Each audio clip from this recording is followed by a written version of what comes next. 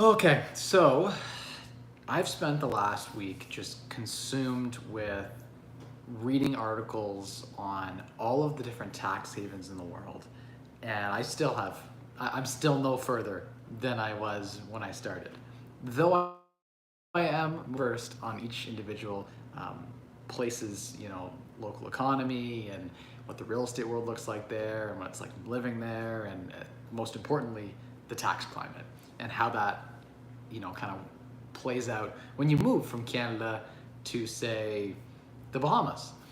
On my short list right now is Costa Rica, the Bahamas, Puerto Rico, Florida. And Florida's not even really in the top 5, but I like Florida for a number of reasons. For my personal self, there's a number of cultural things I like about it. We have family there. There's a number of advantages in the real estate world that I could take advantage of. And most importantly, it's a first world country. There's some nice amenities there. But I'm gonna talk a little bit about my favorite 3 that have made it. Monaco was on the list, but I took it off. The Cayman Islands were on the list, but I took it off. It bumped it in the bottom 5. Dubai was on the list for a bit there. Dubai's still in the top 10, but there's some reservations there on Dubai. As a tax haven, it's pretty great. The top 10 tax havens that I could find as a Canadian with a similar profile that I had were the Bahamas. Again, 0 tax at all in the Bahamas, but insane taxes to import anything. You want to bring a TV in or a phone or anything, there's some crazy VAT taxes. There are taxes when you buy property, but once you have the property, if it's your primary residence, the tax implications are not so bad. And there's 0 income tax, 0 capital gains tax, 0 passive income tax, 0 anything. There's 0 tax. The problem with a lot of these tax havens, and this is probably the biggest reservation I have, is that if you continue to own, let's say US stocks, and you continue to own Tesla, shares in Tesla, and you sell your shares in Tesla, the US Federal Reserve, the US IRS, or in Canada, the CRA, will do a withholding tax. They will force you to take between 15 and 25%, typically it's 25%, of your profit, and they will take it, whether you're a resident there or not. If you're a non-resident and you own US stocks, the US government's gonna take a withholding tax. Even if you live in the Bahamas, where it's tax-free. Even if you're in Monaco, where it's tax-free. Interestingly, in Puerto Rico, because they are part of the United States, there are special acts that protect against dividend income and capital gains if you hold US stocks. But if you continue to hold Canadian shares and you go to, say, Costa Rica, your portfolio is still taxed. Even though you're in Costa Rica, you get some dividends, you get some capital gains. When you're no longer a tax resident of Canada, apparently, they're gonna withhold tax, and they'll take the tax from your brokerage account, whether you're a citizen or not. So then you're limited to what you can invest in when you go to these tax havens. You have to invest in their local economy, and the Bahama Stock Exchange, I don't even know, the Costa Rican Stock Exchange doesn't have a lot of great quality companies you can invest in if you're an options trader.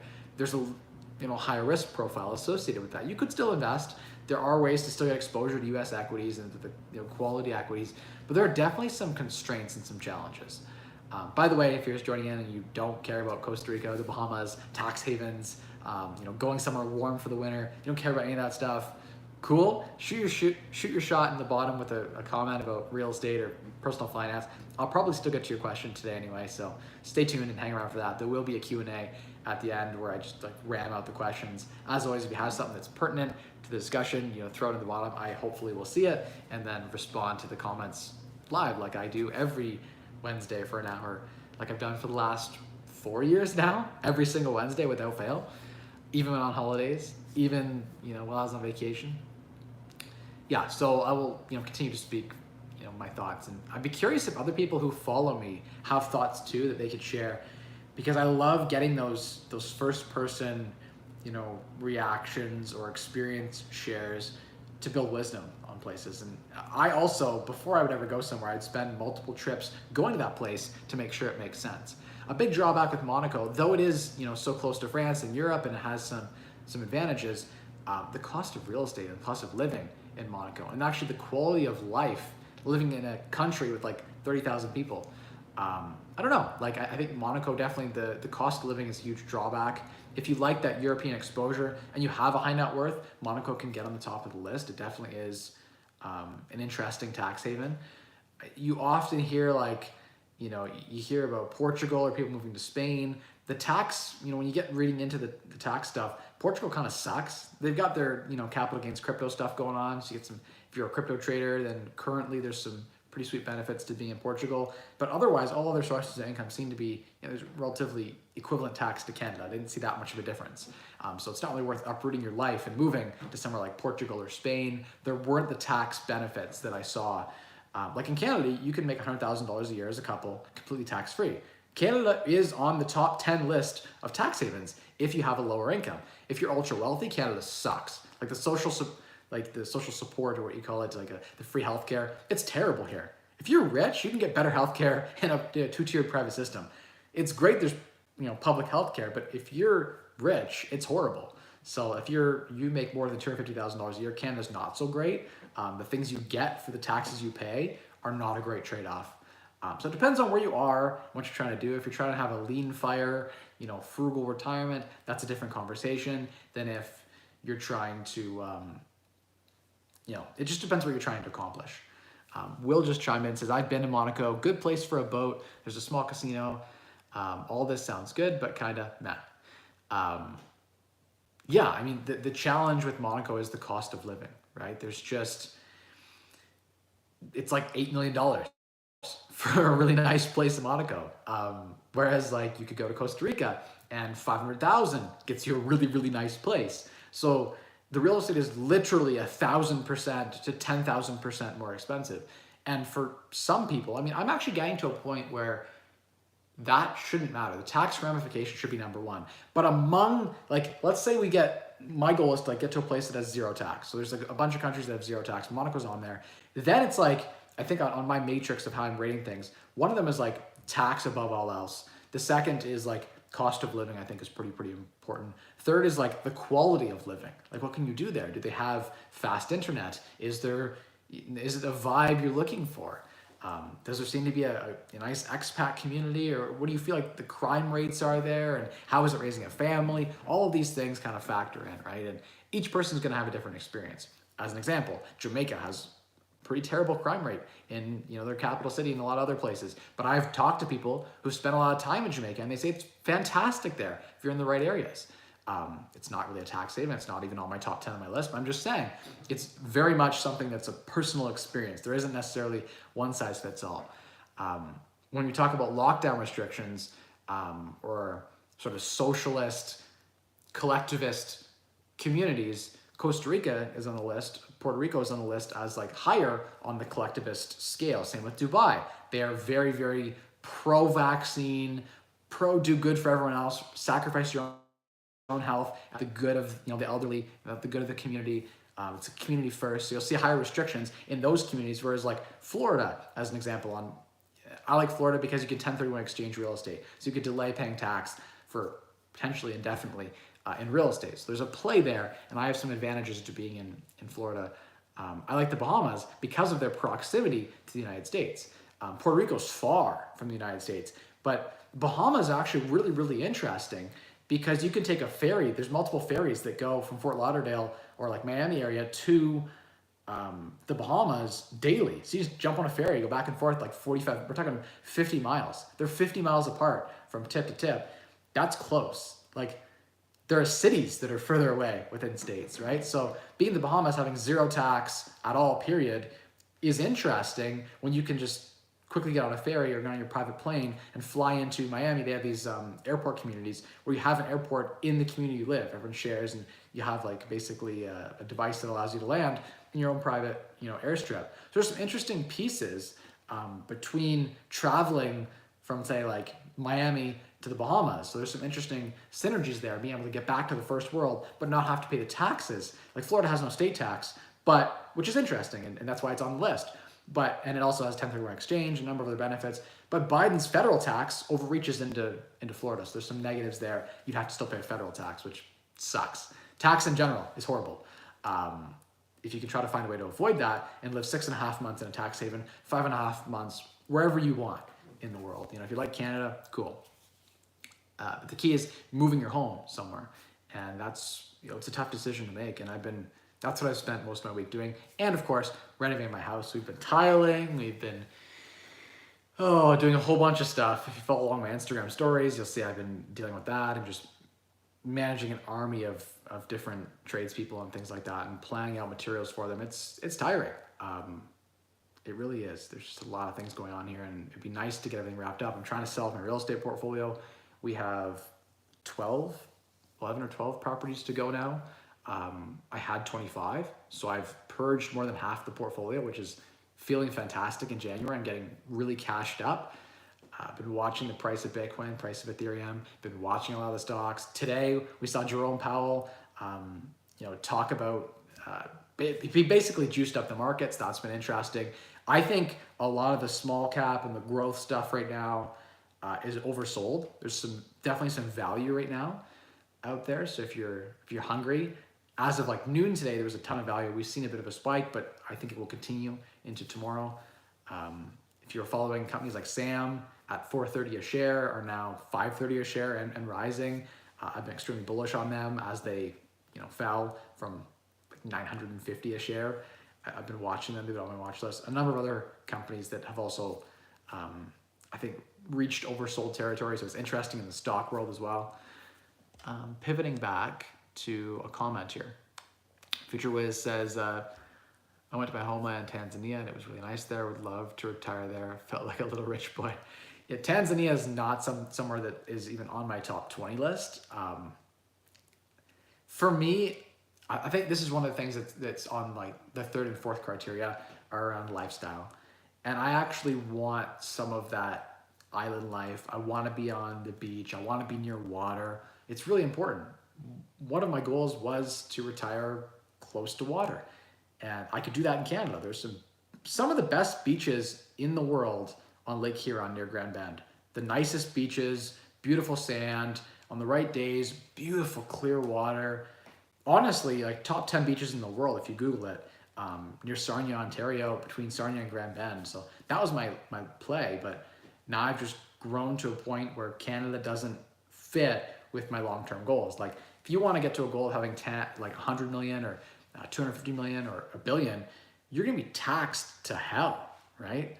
I don't know. It's tough. It's a tough decision to leave. I think I'm probably realistically 5 years out from actually leaving Canada, like unwinding everything I have here. And I don't even know, maybe Canada will change and I'll stay. But I think it's likely that the way the tax code is looking, they're next year talking about it, bringing capital gains inclusion rate from 50% to 75% rate. So that will crush your capital gains here in Canada. They're talking about increasing the tax rates further to potentially from 56% max bracket to 60% as that top marginal tax bracket. Even if you shelter inside of an active corp, and here in Canada, you get your 12.5 to 13%, active business on the first 500,000 of net income you make, you get that 13%. But if you take that out of your corp, then you're looking at 55% again. So you're going to pay your 12.5 inside your corp, but eventually it has to come out of your corp into your own name, right? And when you do that, you're unfortunately going to have to pay the difference in tax. You're going to have 35% in tax. So you're looking at your 50% tax anyway, and our highest slice in Canada. It's tough to get out of that. The only way to not pay 50% tax is through capital gains, which again, they're looking to increase inclusion rate from 50% to 75%. The only other great thing is being a business owner in Canada. Your first time selling your business, you get basically $1 million of a little bit less than $1 million in tax-free capital gain. So that's interesting. My wife and I we have actively building our business so that we can sell it. I have a corp that I've been building up over the last couple of years. I'm getting to a point where if I can find a buyer for it, then we can cash out. That'd be a nice little tax-free piece. So there's some great things in Canada. I don't know.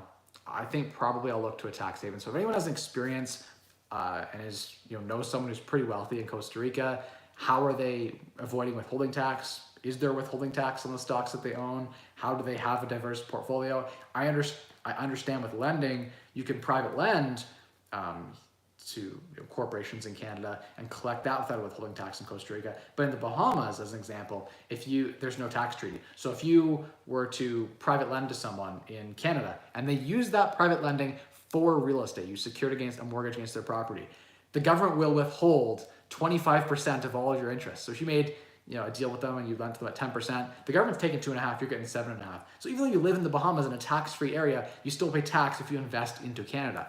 So I have to look into that further, but my understanding is there are definitely some benefits from certain countries. Like Puerto Rico has really great, basically, treaties in their tax code because they're part of the U.S. You can invest equities and have no tax, at least to the year 2035 with Act 22. Puerto Rico, there's some interesting stuff there. Puerto Rico is, unfortunately, from a lifestyle perspective, pretty decimated. They've got like 3 million population. It's been declining after the hurricane in 2018. There's been some stuff with the bankruptcy they had in 2017. So there's negatives to each place. So I'm trying to figure out where can I live like a king, but find not so much crime. Low tax is important. That's tough. Where do you go? I talk to people. I've now talked to someone in all of these places. For me, I love the Caribbean. I just like being close to Canada. For me, the East is super far. Dubai is interesting. Culturally, I don't love it there. They are 100% vaccinated almost. They are very collectivist in nature. There's an energy there that doesn't feel inclusive.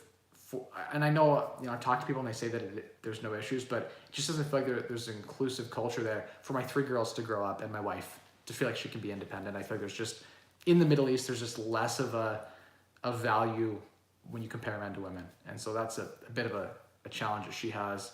It's also far. Like, it's really far when I want to be coming back often to visiting, Canada and checking on things. But I don't know. Dubai could make sense too. It's interesting. I could spend a year or 2 in Dubai and try it out. Cost of living is high in Dubai, but 0 tax because the oil industry is so rich there. William says, Florida with a 1031 may be your best bet. I have one place in Montreal. Outside of Tokyo is the only other place I really want. It's fun visiting less developed places, but in no way do I see myself outside of North America or Japan. Well, William, Japan's interesting. It's very difficult to move to Japan. They are a very homogenous type of culture in that they don't like outsiders or immigrants. It's very, very difficult. So Japan's not on my list at all. I don't know that Japan has any great tax implications. No. So Japan's not on my list at all. But if you have personal ties there or something, that can make good sense. Beautiful country. There's a lot of great things about Japan to visit. I would love to spend some time in Japan. I'd love to visit there. I'm a huge fan of sushi. And I love the samurai. Yeah, 1031 exchange is interesting. For sure, there's some benefits in Florida being a developed nation. I got a huge community and network in Florida. It's interesting. I don't know. Okay, next question was up here. Hey Mike, I bought and renovated a duplex in Windsor. Thought about the property being newly renovated. I'm having trouble finding high quality tenants. Well, Windsor's a tough town to find high quality tenants in general. People are pretty, the majority of the tenant pool in Windsor is pretty shit. Sorry, I don't mean that. Sarnia's the same way. There's good pockets in London that are the same way too. It's tough to find good quality tenants. Oftentimes, if your ad is collecting a lot of, poor quality tenants, it's because you've priced the rent too high, or it's not, the unit isn't nice enough, or a combination of the two. If you lower your rent, what you'll find is the highest quality tenants look for the best deal because they know they have their pick. If you're a doctor, or you're someone who's an engineer or very wealthy, great credit score, whatever, if you're a quality tenant, you can pick any rental in the market and the landlord will pretty much approve you. So you're gonna look for the best deal possible. If you're a trashy tenant, you're just gonna go on quickly and pick something and go look at a few places. And typically you're looking at the most expensive stuff if you're a crappy tenant, because that's where it's gonna be the least competition. So it's often almost always price and quality of your unit. It could also be your marketing strategy. I don't know how you're targeting them. There's a lot of things that play in, but typically it's price, quality of the unit, and the marketing strategy that you're using, almost always. But I feel for you. It says newly renovated, so recommending high quality tenants. So from a marketing perspective, you could try, put it in the title. Like I used to put in, if I was looking for a young professional, I would say, looking for a young professional couple for high-end 3-bedroom, apartment, or high-end luxury studio apartment. And then I'd thumbnail a beautiful image, and the start of it would be looking for a And you can just say in your ad what you're looking for. I'm looking for a high quality, young tenant or whatever you're looking for. You could call it out, and then that would help them to apply. You could put in things like, you're not allowed to technically screen for this, but you could say I'm highly prefer non-smoking, no pets, etc., etc. You technically can't discriminate on that, but most landlords do. You just can't say that's the reason why you didn't take them. It's better to actually give, if you're letting people down, it's better never to give a reason. Sorry, I've picked someone else. Why? I've just picked someone else. You never give a reason, because then they have a reason to come after you. If you have like 5 tenants that have applied and you pick the best one, to the other 4 you say, I'm sorry, I've rented to someone else. That's it. Their application was stronger. That's all you need to say. You don't need to say why. You always get yourself in trouble by saying why, so say less. Yeah, it's tough to find high quality tenants sometimes, especially depending on where the property is. If your property's an affordable duplex in a good, let's call it a C or B area, not in an A+ area, it's harder to find an A+ tenant.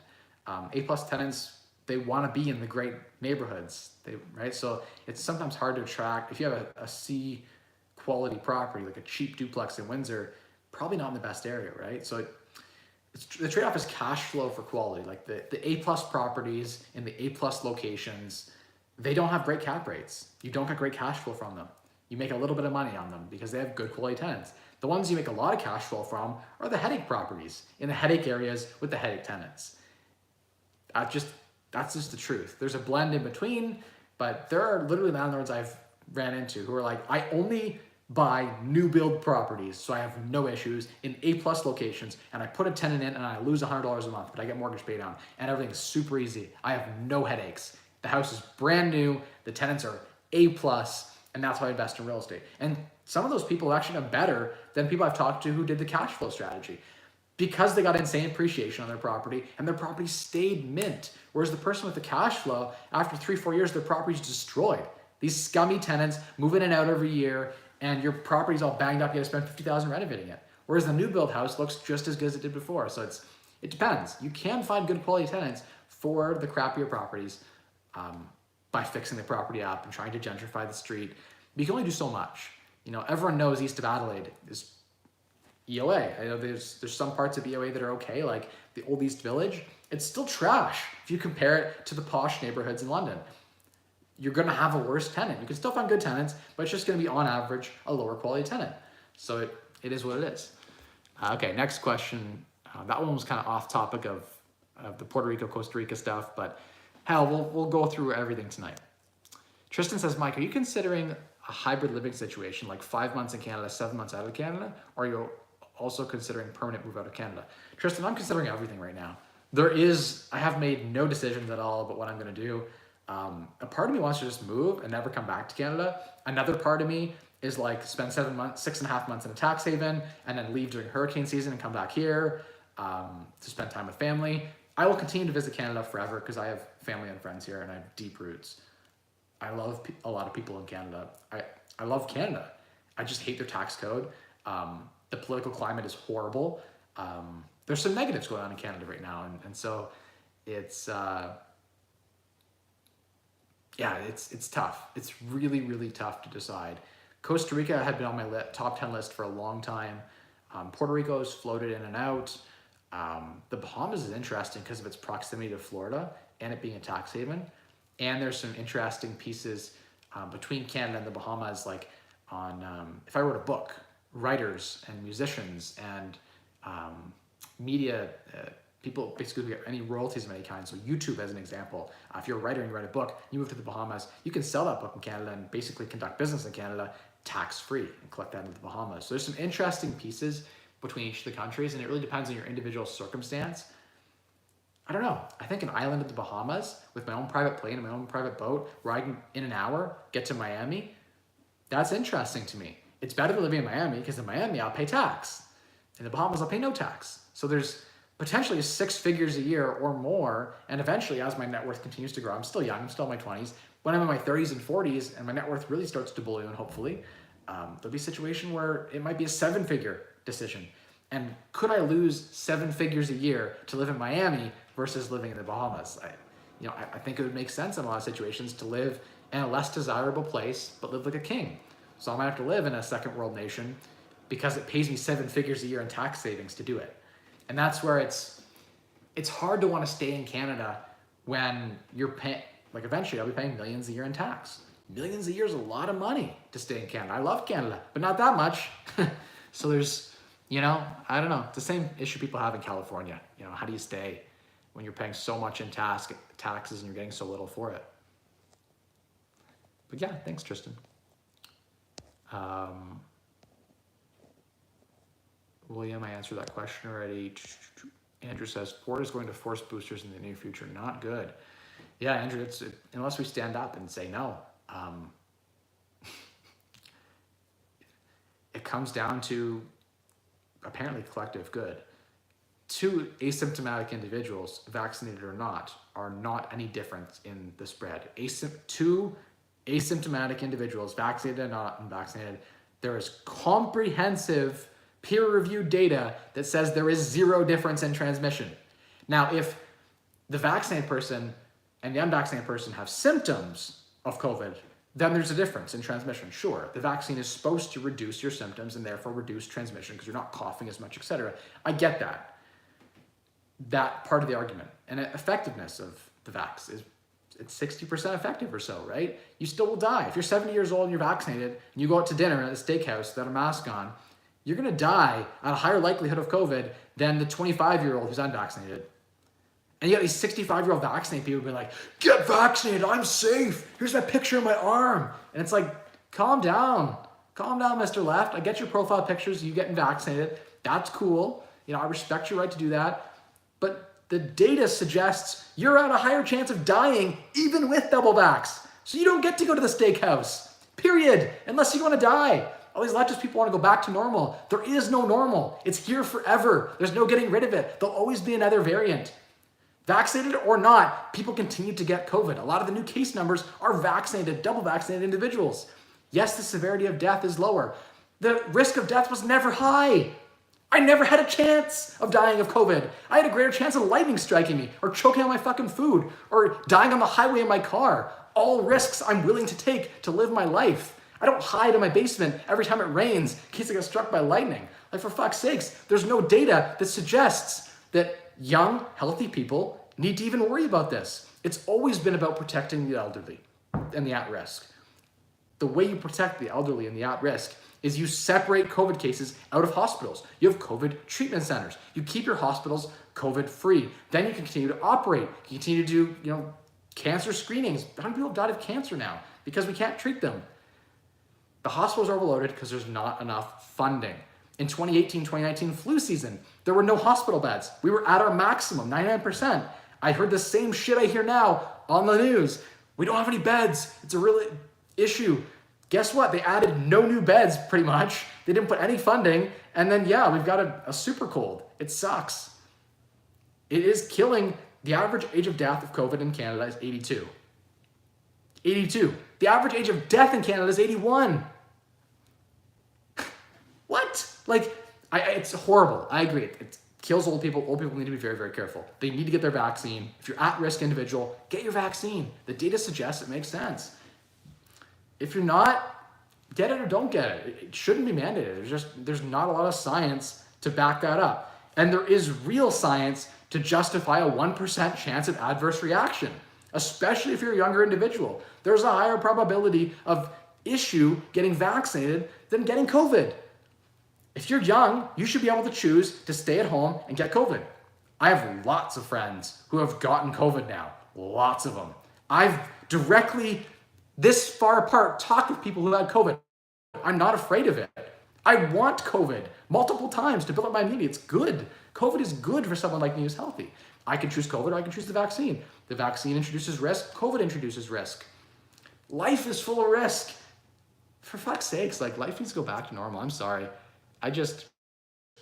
For those at risk, I get it. If you're at risk, life can't go back to normal. There will always be a new Omicron, whatever, a new Alpha Centauri fucking variant. That's life. If you're old, you now need to wear a mask. In general, I think masks are a good idea. Japan uses masks. Most of Asia uses masks. Masks are a good idea. They help stop the spread of people coughing, cold and flu, COVID, whatever, all of it. Masks are good. I've been pro-mask for a long time. I like masks. I like air circulation. I think all of that is good. I think all of that's important. Let's see. Okay, well, not yet. So, sorry, someone's knocking at the door there. Hi, Mike. I'm 23 and make $200,000 a year. I maxed out my Tfsa room, but not my Rrsp. I'm out of funds. So what do you think about taking a low interest line of credit to max out Rrsp while stocks are cheap? You make 200 grand a year now. So foreseeably in the future, you could make more. You're so young, right? It's hard to say, but tax savings now are important. So I think maxing out your Rrsp is important because you'll get to put money into your Rrsp with pre-tax dollars. So here in Canada, it makes a lot of sense to contribute to your Rrsp. I think it's also important to, think about your long-term plan. If you plan to retire on less than 200,000, then in a long time from now, then yeah, I think the Rrsp is a pretty sweet vehicle. If you borrow $100 from someone and you pay them back $100 50 years from now, it's as if you paid them back nothing, because the time value of money, $100 50 years from now is worth like $10, right? So that's the idea behind the Rrsp. You use pre-tax dollars to contribute. When you take your money out of your Rrsp 50 years from now or 30 years from now, you're going to be in a situation where you're gonna have to pay tax on that. But hopefully you've had so much time to grow those taxed saved dollars for 50 years that you're so much further ahead that it's a win. So I think contributing to your Rrsp is a good idea. Maxing your Tfsa, great idea. The last part of that was something about a loan. I'll go back and reread it. So Brian said, taking a low interest line of credit to max out my Rrsp while stocks are cheap. Yeah, I think that, yeah, that's probably a prudent idea. Maxing out your Rrsp in general, the tax ramifications of doing that, you get a 200K income, you get a huge tax credit back that would more than cover any of the interest. Yeah, so that'd be a good idea. I think you should do that, Brian. Yeah, Future Wiz, I do follow Nomad Capitalist. Literally his business is made for helping people like you. It's true. I should just pay him. And one of the drawbacks I think though is that I need like a tax professional.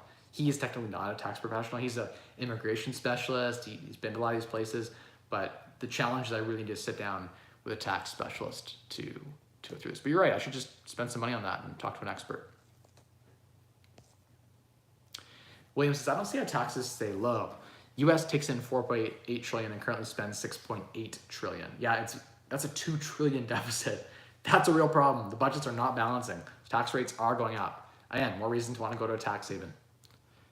Tom says El Salvador. Yeah, I mean, I hear that one come up too. Bitcoin City, it's very, very interesting. No taxes in Bitcoin City. Kinson Yip says, hi Mike, my wife and I are working full-time on one house and have a HELOC already. We want to scale up our real estate portfolio with BRRRRs. Would it make sense for us to get as many unsecured personal lines of credits? Yes, it definitely would. That would be smart and prudent. Will you have good jobs? Yes, 100%. Ray says, the worst are new builds with crappy tenants. Yes, that is actually the worst. You get a brand new property, you put terrible tenants in it and they trash it. With quality rental properties, the most important thing you can do is good quality tenant selection. And most property managers don't do that. Most leasing managers don't do their due diligence. It's unfortunate. I've been the victim of that too. I've had property managers place horrible tenants. It sucks. Yeah, do your best to look into it. I'm excited to not be a landlord here in Ontario. At least in like the Bahamas, I call the police and I can evict a tenant whenever I want. Here in Ontario, it's like, I gotta take them to court and I feel like I'm on trial. This person doesn't pay rent and we go to the tribunal and it feels like did you fill that paperwork correctly? And they'll have some excuse and for whatever reason, the tenant will be able to stay, not paying any rent. Like the landlord feels like they're on trial here in Ontario. It's brutal. The tenant laws are written very well to protect the tenants. There's very little here for the landlord. It is a horrible business. If I had to choose, Airbnb all day in Ontario. Short-term rentals, where you're in control of your own property. If they don't pay rent, cancel the reservation. Kinson says, this way we can try to get 1 million of HELOCs and personal line of credits to buy wholesale deals if needed. Definitely, I think it's a smart move to buy in cash and then refinance the property afterwards. Very smart move. Yeah, that's right. It says move to Bitcoin City in El Salvador. 5 BTC to fast track citizenship, which is not even bad. 5 Bitcoin's like, what is that right now? Less than 250,000 USD. Sweet. But El Salvador is not a great place to raise a family. I'm not fluent in the language. There are some barriers, I think, to El Salvador, but it's interesting. I have a good friend who's from there, so. Juan says, hey Mike, Juan from Sarnia here. Question, if I put on my mortgage on my primary residence to use that money to invest in the market, can I write off that interest? Juan, that is called the Smith maneuver here in Canada. And yes, you can. You can put a mortgage on your property. If you can show that the proceeds from that mortgage went directly into an investment account, then guess what? You can deduct the interest entirely. Makes your mortgage tax deductible against the income that you work on those investments. Juan says, I had COVID, but I still need to get the vaccine to fly to my work camp in the pipelines. That sucks. I know a lot of people have had COVID and have to get the vaccine. It makes no sense. Your immunity is strongest post-COVID. You have the least likely chance of dying is getting COVID a second time. If you're vaccinated, you still have a higher chance of dying than if you've had COVID before. So it is the gold standard of immunity, is having had it. That's the safest you can be. You can get COVID again. It's true. It's very rare when you look at the ICU data to see someone in the ICU in critical condition who's already had COVID. So it's a very good preventative of death. Very unlikely to get COVID and then die a second time getting COVID. So next one is, thanks for your questions, Mike. I highly recommend the Bahamas, close to Florida. It's a more affordable version of Monaco, and I feel like that's what you're looking for. Yeah, I mean, it's definitely on the top of my list. Costa Rica is still up there too. I love the vibe of Costa Rica as well. Puerto Rico is interesting because I can hold US equities. I think in the Bahamas, the challenge is how do you hold US equities? Like how do you own shares in Tfsa as an example and not pay tax on that? You can't. I don't know how to get exposed to those without living in Puerto Rico as an example.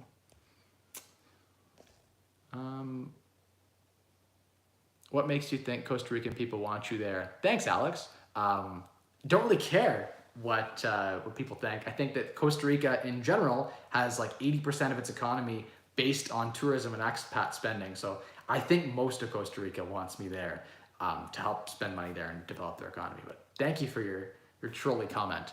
I think that in general, most of these second and third world countries, their entire economy relies on wealthy individuals. And that's why their tax code is written in such a way, especially Puerto Rico. Puerto Rico went bankrupt in 2017.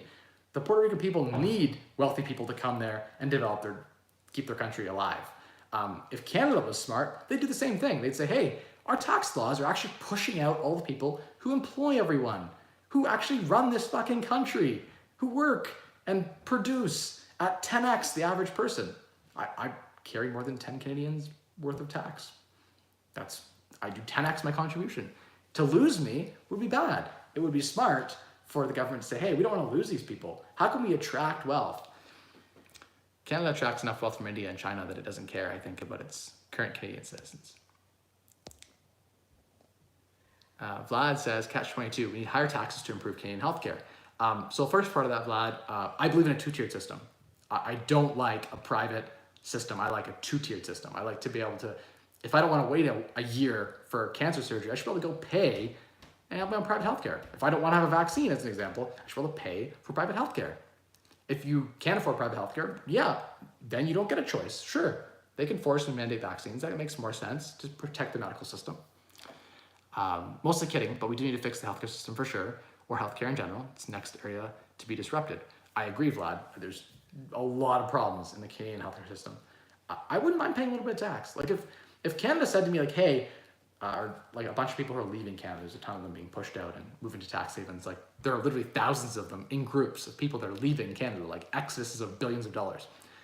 Thankfully, dumb Indian and Chinese money is just pouring into Canada, specifically Vancouver and Toronto, Montreal. There's just money pouring in because they just want to get out of communist China, right? Or they just want to get their money to somewhere that's less corrupt. And Canada feels safe and stable, right? Is Canada safe and stable? Our market's up 150% in the last 5 years. Is that stable? I don't know. It's debatable. We have pretty bad inflation here. But yeah, I mean, they've got enough capital. But if they wanted to keep the capital, they could say, like Costa Rica's doing, like Puerto Rico's done, like the Bahamas does, to attract wealth and help grow their country. They could say, hey, we will drop the tax to 15%. If Canada said, hey, Mike, we'll give you a break on the tax. Instead of 50%, you just pay 25% tax. I'd probably stay. But like 60% tax, it's ridiculous. Plus the lifestyle here, it's cold. I don't want to be in Canada in the winter.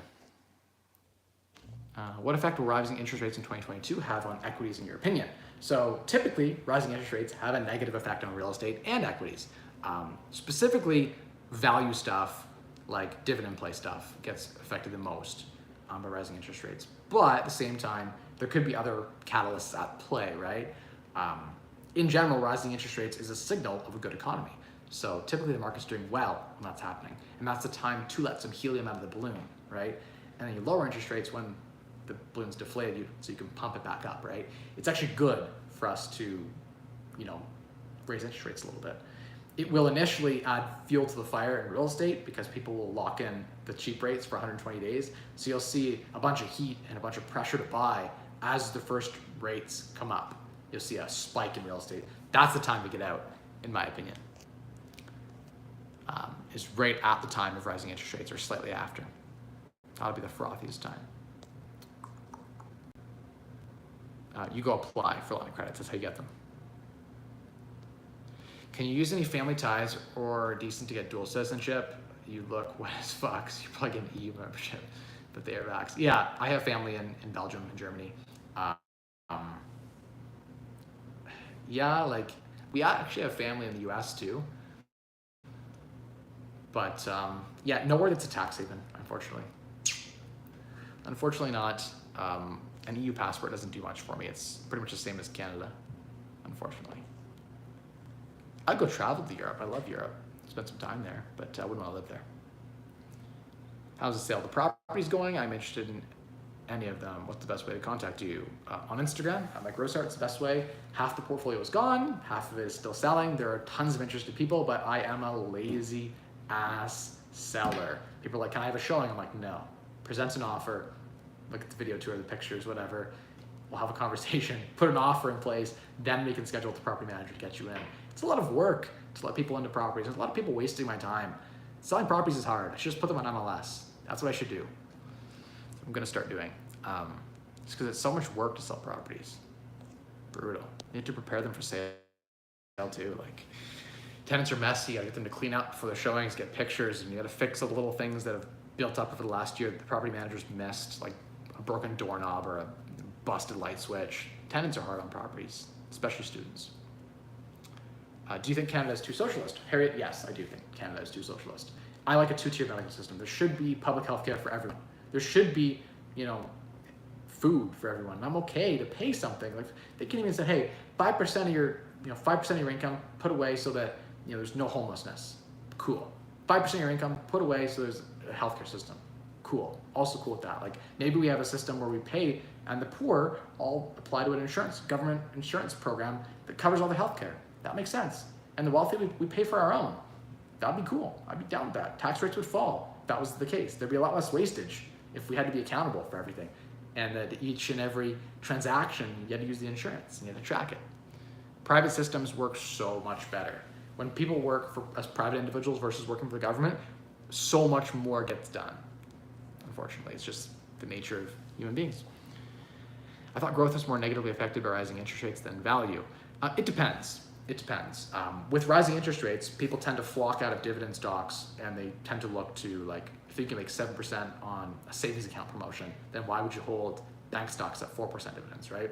In general, the whole market does not do well with rising interest rates, but it depends is the answer. Because there are it's not in a vacuum, isolated, but yes, rising interest rates should lead to, falling of the economy, but in a balanced way, not like a 0.25% drop in prime is going to like crush the market. It doesn't work quite that way. William says, are we seeing the meme bubble pop? Do you see any correlation with the Christmas season? Yeah, it appears that GameStop and AMC and all the meme stocks are all down. Wish I kept my shorts on. Didn't have the balls. That sucks, but it is what it is. I don't know. I think in the new year we might see another run on them, like a last hurrah with the meme stocks. I don't know. I don't really spend a lot of money in the meme stocks. I dabble. I sometimes get in, but I get out quick. JC says, and that's bad. Shouldn't do that. Should invest, not trade.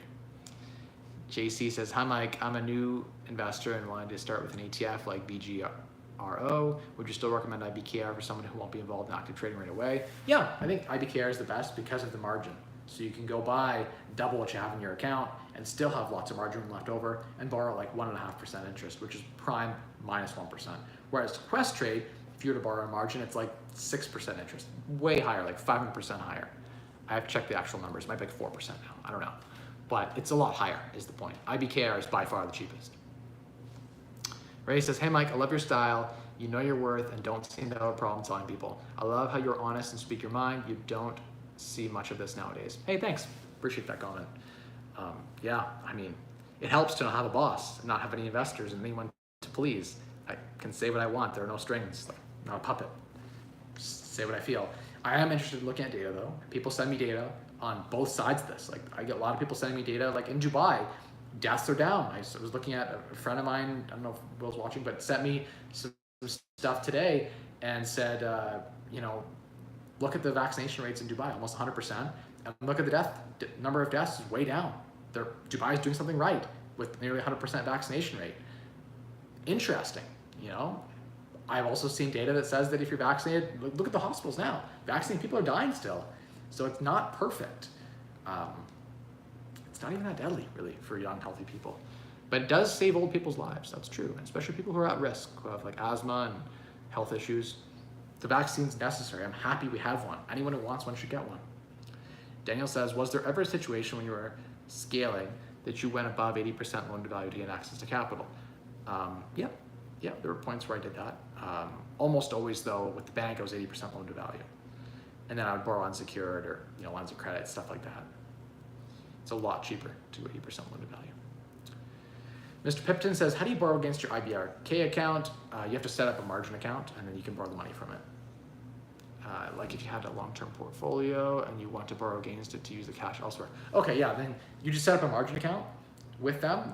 You can just literally message a rep at IBKR, Interactive Brokers, and they'll set you up with the right account, and then you'll be able to, based on that margin account set up, you'll be able to just take money out. If you had $1 million in stocks, you can take $500,000 out in cash against that and keep all the stocks. That's pretty cool at like 1.5% interest. So that's the beautiful thing about Interactive Brokers, is being able to borrow a mortgage at any time, a prime -1 or even cheaper, against your stock portfolio. Continue to hold your stocks, get the cash out, buy real estate, whatever you want to do with it. So it's very attractive. Jeff says, so would you recommend IBKR over Questrade? Yes, hands down. Use them both. IBKR, way better. I still have Questrade account, but it's got like nothing in it. Is this for investing or trading or both? Both. Margin rates, by far best Interactive Brokers. Platform, better Interactive Brokers. Those two reasons alone, all you need to worry about. Daniel says, hi Mike, following up on my previous question, is it worth the risk? Yes, I think it is worth the risk. Ray says, can you borrow against your Tfsa and your Rrsp? It's a good question. I don't know. I don't think so.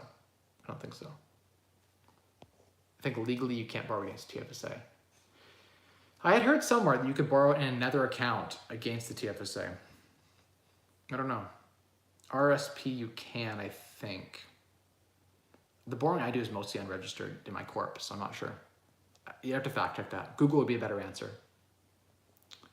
Chuck says, if you were starting in real estate today, what would your strategy be? Would you still buy real estate or just leverage margin instead because high real estate prices?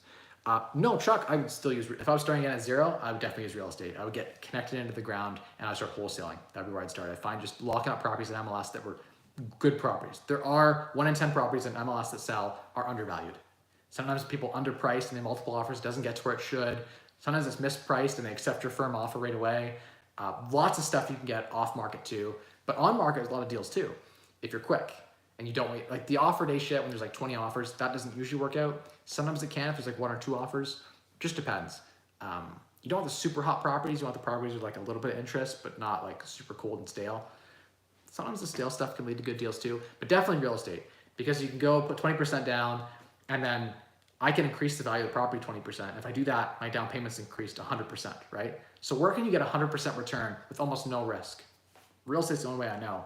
You gotta put time in though. You gotta freaking grind 100 listings. You gotta know your data cold, writing offers, like 10, 20, 30 offers. It's a lot of work to lock up a good property. And then once you get it, you gotta paint it, you gotta fix it, you gotta, whatever you gotta do to it to unlock the value. You gotta kick the tenants out, you gotta put new tenants in, you gotta stage it, you gotta, whatever. There's a lot of work. Like, it's hundreds of hours to turn this property around. But you can take 100 grand and turn it into 300 grand in real estate in under a year.